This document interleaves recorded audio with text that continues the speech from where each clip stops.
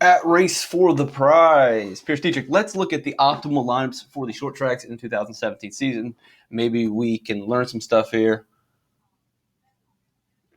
There it is. There's your optimal lineup for Phoenix. Real quick, Phoenix, a goofy race. The leader, Joey Logano. Let's see if I can find him on here. Yeah, he's way down here. Joey Logano led 80 laps, was in control from the pole. Penalty, wreck, day over. Kyle Busch takes over. Kyle Busch is your guy. Not a big surprise. Kyle Busch starting in the top 9. Kyle Busch with top 10 practice speeds all the way throughout. Not a big surprise there. Other guys that aren't really surprises. Chase Elliott starting 7th. Good practice times. Again, this is some of the things that we look for when we're looking for the hogs, the guys that score the most points. Are they starting the top 10? Do they have top 10 practices? All right, they pass those 2 tests. They're definitely on the list of guys that you can consider. Eric Jones, not a hog, but another top 10. We'll see 1, 2, 3 guys starting in the top 10. Actually, point per dollar-wise, Eric Almirola scored a better FPPK of 5.5 than Eric Jones at 5.2. But since you have extra money, you can pay the extra money to take the 38 up to the 39. And Eric Jones slides into the optimal lineup. Not really on the radar for most people. Most people probably would rather play Eric Almirola, and he would have been fine. But this is the optimal lineup. The other ones, Newman, Suarez, Stenhouse, and even Jones benefited from this, is that late in the race, there was a penalty, and these guys stayed out. They were able to stay out, hold their spot, and steal 10, 15 place differential points. Why? Well, look, they were fast enough during practice. They were all top 15 cars. I would say Stenhouse was the riskiest of all of them. But they were starting 21st, 22nd, and 27th. These are pretty good cars. It would have been rare to build a lineup with all 3 of these guys, but a mixture of any of them were in a lot of different lineups. Stenhouse probably was the craziest, considering he's not run well at Phoenix, and this was early in the year before we knew that Roush had really turned it around. But he stayed out. Newman stayed out 1, and their speeds were all enough that they stayed on the lead lap, and they were in that position at the end. Would I build this lineup? No. Do I think this lineup's going to happen again? No. Teams are not going to make that mistake. Also at Martinsville. Martinsville was the chalkiest of the year, maybe the chalkiest of all the tracks, not just the short tracks. All right, so Martinsville qualifying rained out. The grid was set by the owner's points. Kyle Larson was on the pole. Hours before the race, Kyle Larson's team came out and said, we don't have the car to win today. We're a couple seconds off. We're probably a 5th to 10th place car. Boom, you switch. Do not put Kyle Larson in your lineups. And then you easily lock in on Kyle Busch. I know he was starting 10th, but incredibly fast during practice. And you look at what he's done in the track history over the last 2 years. He has been the dude. So another top 10 practices. Top 10 practices. Brad Keselowski rolling off 4th, fast in all the practices. If you knew that Kyle Larson definitely wasn't in play, that's almost like he's now starting. He's starting 3rd. Chris Buescher was the chalkiest of chalk. He was priced way too low, and he was starting 33rd. Everyone had him. Now, he did get a little bit of luck to stay on the lead lap, but hey, he pulled it off. He didn't need that 11th place finish, which he earned. He only needed a top 20 out of him. So, yeah, he got lucky, but he didn't really need it. He was going to have a fine day. Austin Dillon, again, chalkiest of the chalk. He started 20th. Thought he started further back in this race. He started 20th. Let's take your word for it. I really thought he started further back. He always starts so far back at Martinsville. Again, he's a fine play. He always moves forward. You know he's going to get a top 10 at Martinsville. He always does. AJ Allmendinger starting 30th. Oh, well, no, of course Austin does start 20th. This was based on owner's points. Yeah. Now, if they would have had qualifying, I'm sure he would have been back towards 30. And then AJ Allmendinger started 30th because of owner's points. Probably one of the best flat trackers in the business. There's those top 10 speeds that you look for. Stenhouse, again, was the one that you probably weren't going to consider. He'd been so awful at Martinsville. I believe he wrecked a little bit in practice, which almost is a tradition now. When he wrecks in practice, he has a good race. But he hadn't run well at Phoenix in the past. And if you remember that race, he barely stayed on the lead lap. It was the end of a segment, and Kyle Busch really thought about dumping him. He should have dumped him because Stenhouse was intentionally getting in his way to stay on the lead lap. Stenhouse got incredibly lucky several times throughout that race. He wrecked, but no one hit him, and he ended up having a really good day. Really lucky. That's a pick that I would say that would be a random, no research pick. You really had no business rostering Stenhouse still at that point because we didn't know that the rosters had turned it around. He had not looked good. He never looks good here. He doesn't race well here. He just caught every possible break during that race. Every single one of them. Again, it was pretty chalky, but there's your 2 top 10s. And we would have seen 2 top 5s, but it's just the way it's set up. When you get qualifying rained out, it kind of messes up our predictions on starting. But our practice being relevant definitely holds up under this race. Bristol, not super. This might be chalkier than Martinsville, but it's right up there. We've got Truex starting third, crushes.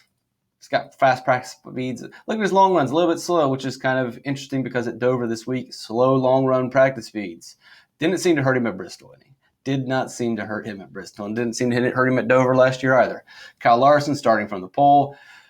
Don't worry about these slow practice times. If you remember the Bristol practice, Kyle Larson was the only guy that ran the high groove. He anticipated that the high line was going to come in during the race while others didn't, or they just flat out didn't want to run it. He thought it would, so he continuously ran the high line and tried and ran slow speeds and said, don't worry about it. And everyone who watched practice and did their research knew, don't worry about those slow speeds.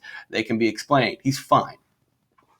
Jimmy Johnson, starting 11th. His speeds also look kind of average. But guess what? He also spent time running the high group. It seemed to have worked out for him considering he won the race.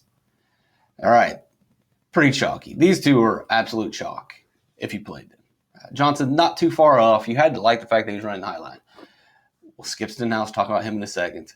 Always in the optimal lineup. Isn't that crazy? Short tracks, always in the optimal lineup. Corey LaJoie. All right.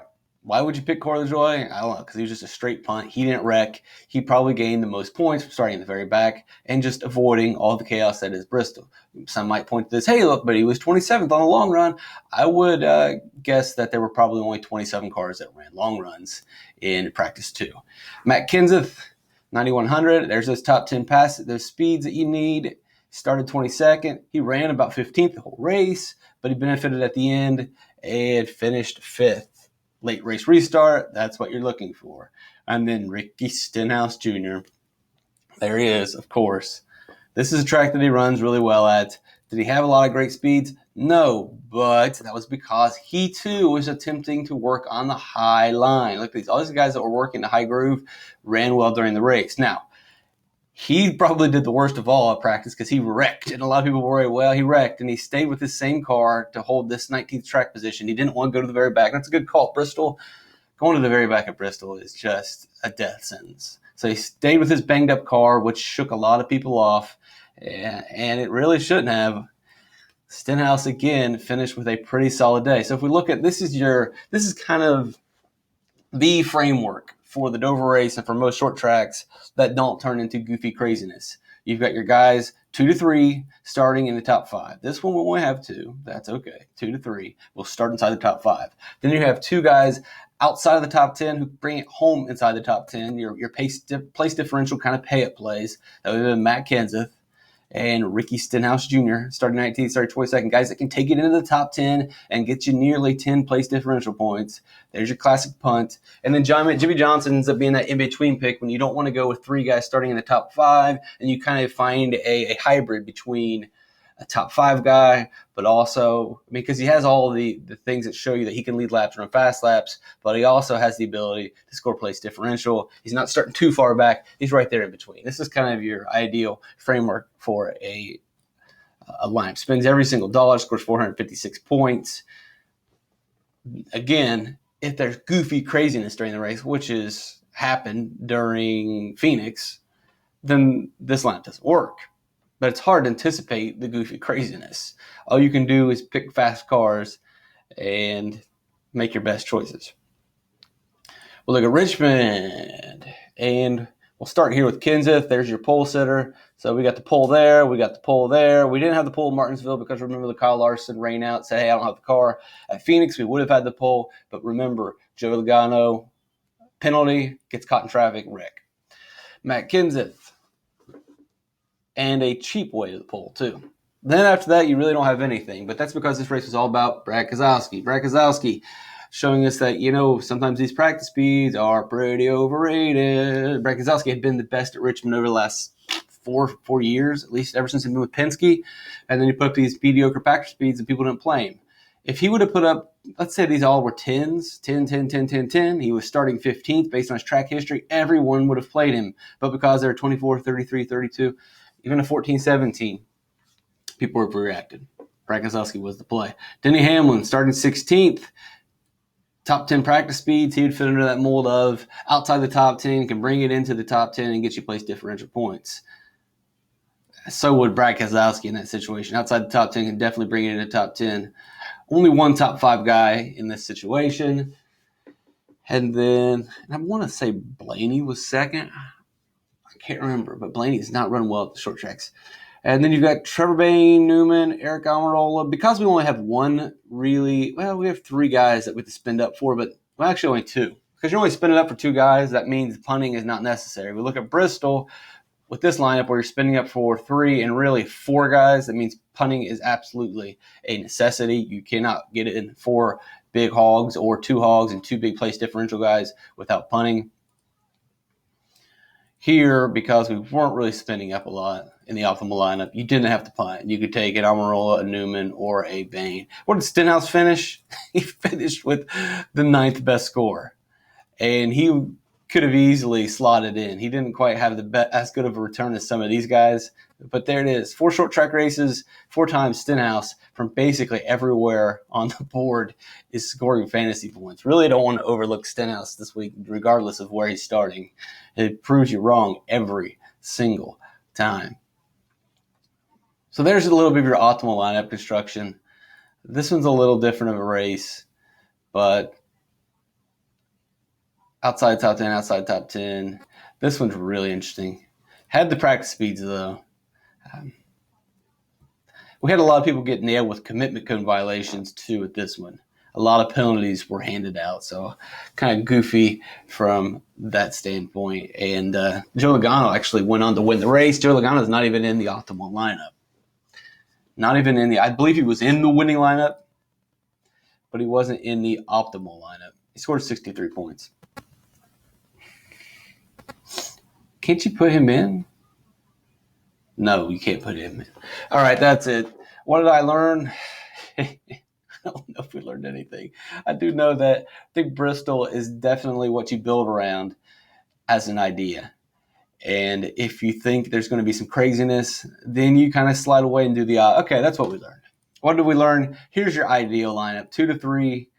And then you get the 2-place differential, a guy in between, hybrid, and a punt. If you think there's going to be nutsiness or goofiness or craziness, and you want to fade the field, I personally believe this will be a pretty popular lineup build. I think people are going to go, if you think there's going to be goofiness and craziness, then you build something like Richmond, you build something like Phoenix, where you've got a lot of these 6K to 7K range guys. These 6K, 7K range guys are going to go under-owned because this week people are going to hone in on the hogs at the top that are very expensive when they're building the lineups in Dover. And this is the same for every week. If the majority of people are going to really target the hogs, then you can really differentiate by hoping there's something crazy that happens and grabbing these 6K, 7K guys, these 6,800 guys who grab enough place differential points and move up into. Because if there's one hog and you nail it, 50, 60 points is a lot of fantasy points. And there's not any hog points to go around. So these guys have better days than the really expensive drivers based on a point per dollar basis. All right, that's optimal lineups.